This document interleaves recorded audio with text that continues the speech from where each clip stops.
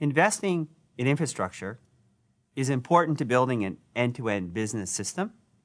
How are you balancing cash flow and profitability with investing in order to grow? Well, in our business, we're growing at about 2x every year. We're growing about 100% a year.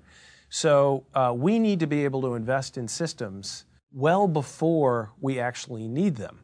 So it is very important to us to be able to make sure that we raise enough capital, we have enough cash reserves, and then park the appropriate investments 18 to 24 months before we need them. Nowadays, when you have technology where you can get real-time insight to how your business is performing and be able to conduct sensitivity studies on the various inputs and outputs of the business that allow you to then sort of laser target and pinpoint how to optimize net profitability, for example, you have a new tool that you can leverage.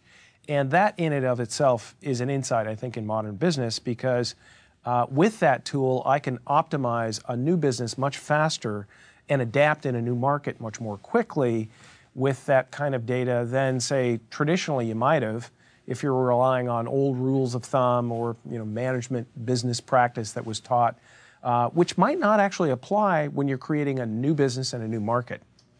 So these systems, for example, are very important for us to be able to get real-time data out of our operation almost on a daily basis. So SAP forms the sort of central core to our other maintenance systems, our flight operations systems, our crew resource management systems, and even our safety system. And that data is amalgamated inside SAP and gives me a tool where I can see exactly how the business is performing versus a few new products we've introduced, versus a few new concepts where we're flying to different locations or optimizing on different locations, versus the costs of different elements of my business, and allows us to derive sort of real-time information.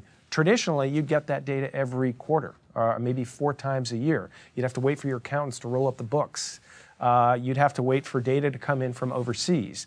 And when you're only getting a data point every month or every quarter, you don't get that information and be able to tweak the business and optimize the business. And it is absolutely a cornerstone to what we're doing at XOJET.